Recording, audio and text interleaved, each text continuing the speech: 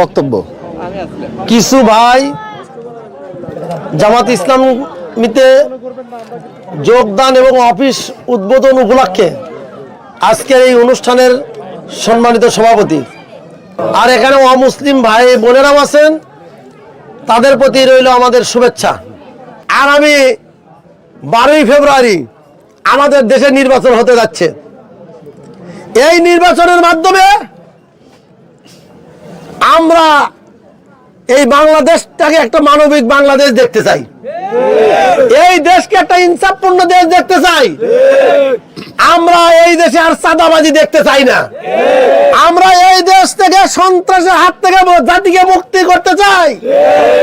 আজকে এই সমাজের দুর্বল লোকদের উপর সবল লোকেরা জুলুম করতেছে, এই জুলুমের হাত থেকে জাতিকে রক্ষা করতে চাই আমরা। কোন স্বৈর শাসকের আর আবির্ভাব হোক এটা আমরা দেখতে চাই না। এই জন্য আপনাদের প্রতি উদাত্ত আহ্বান, আসেন এই 12 তারিখ পর্যন্ত 11 দলের জোটের যেখানে যে প্রার্থী আছে, আমাদের এখানে আছে দাড়িপাল্লা প্রতীকের প্রার্থী। আমরা এই দাড়িপাল্লা প্রতীকের প্রার্থীকে যে কোনো মূল্য বিজয় করে আমরা সংসদে পাঠাইয়া আল্লাহর কোরআনের আইন চালু করার মধ্য দিয়ে এই দেশে একটা শান্তির পরিবেশ আমরা চালু করতে চাই।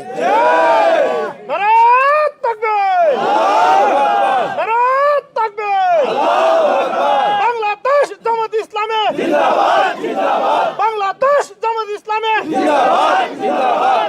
সম্মানিত ভাই ও বোনেরা, আমরা আপনাদের কাছে ওয়াদা দিচ্ছি, আমরা যদি ক্ষমতা যাই, আমরা শাসকের ভূমিকা আমরা কেউ পালন করব না, আমরা সেবকের ভূমিকা পালন করব। আমরা যদি ক্ষমতায় যাই, ইনশাল্লাহ যে এখন পূজা হয়, প্রত্যেক মন্দিরে পাহারা দেওয়া লাগে। আমরা ক্ষমতা গেলে এমন একটা সিচুয়েশন ইনশাল্লাহ তৈরি হবে, পাহারা দেওয়া তো দূরের কথা, হিন্দুদের মন্দিরের চিন্তা ভাবনা মাথার মধ্যে নিয়ে আসবে না। আমরা এমন একটা পরিবেশ সৃষ্টি করব, যার যার ধর্ম স্বাধীনভাবে পালন করার একটা পরিবেশ সৃষ্টি হবে ইনশাআল্লাহ। আমার নাম মোহাম্মদ আসাদুল ইসলাম, আমি বাংলাদেশ জাতীয়বাদী যুব দলে ছিলাম। তবে আমার কাছে এখন জামাতে ইসলামের যে ন্যায় নীতি আদর্শ, এটা আমার কাছে খুব ভালো লাগছে, আমাকে মুগ্ধ করছে। এমনকি আমার ভাই, কয়েকজন ভাই আছে স্বেচ্ছাসেবক দলের, সবাই মিলে আমাকে বলল যে ভাই চলেন তাহলে আমরা যাই, ইনশাল্লাহ ন্যায় নীতি আদর্শ যেখানে আছে আমরা সেখানেই আমরা তাদের সাথেই মনে করি হাত মিলিয়ে একসাথে কাঁধে কাঁধ মিলিয়ে আমরা দেশের জন্য কিছু করতে চাই। এই জন্য আমাদের ভালো লাগছে বিধায় আমরা সবাই মিলে এসে জামাতে ইসলামে যোগদান করছি। আসসালামু আলাইকুম। আমরা জামাত ইসলামকে ভালোবাসি, এই জন্য আমরা যোগদান করছি। আমরা কজন যোগদান করছে? 7 জন একসাথে 7 জন। হ্যাঁ, এটা কোন এলাকা? এটা উত্তর সাভারা, শেরপুর পৌরসভা, উত্তর সাভারা। আপনাদেরকে কেউ প্ররোচনা দিচ্ছে না, নিজের ইচ্ছায় আপনারা? নিজের ইচ্ছায় আছে। হ্যাঁ, স্বেচ্ছায়। দর্শক, আপনাদেরকে একটু তথ্য দিয়ে রাখতে চাই যে আজকে এখানে যে 7 জন যুব দল এবং স্বেচ্ছাসেবক দল থেকে জামাত ইসলামীতে যোগদান করলেন, তারা হলেন অন্তর শেখ, ইউসুফ, শাকিল, রবিন, আসাদুল, শ্রীমন্টু এবং আজহার শেখ।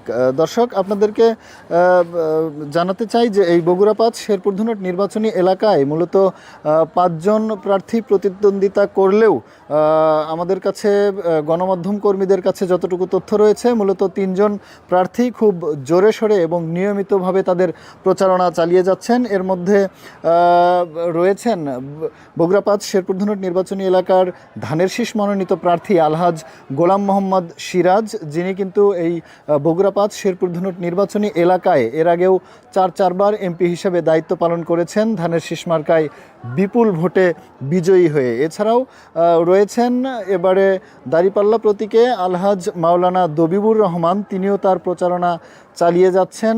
এছাড়াও আমরা প্রচারণা চালাতে দেখেছি যিনি হাত পাখা মনোনীত প্রার্থী, তিনি মীর মাহমুদুর রহমান চুন্নু, তিনিও কিন্তু তার নির্বাচনী প্রচারণা চালিয়ে যাচ্ছেন।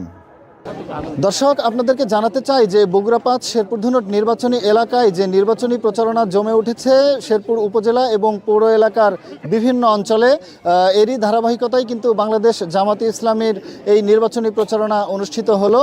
শুধু তাই নয়, যে এই বগুড়া ৫ শেরপুর ধুনট নির্বাচনী আসনে যে 20টি ইউনিয়ন এবং 2টি পৌরসভা রয়েছে, সেখানে কিন্তু ভোটার রয়েছে 5,72,340 জন। আসলে নির্বাচনের আর খুব অল্প দিন বাকি রয়েছে। ইতিমধ্যে ভোটারদের মধ্যে ভোটদানের যে একটা আগ্রহ খুব প্রবলভাবে দেখা যাচ্ছে, কারণ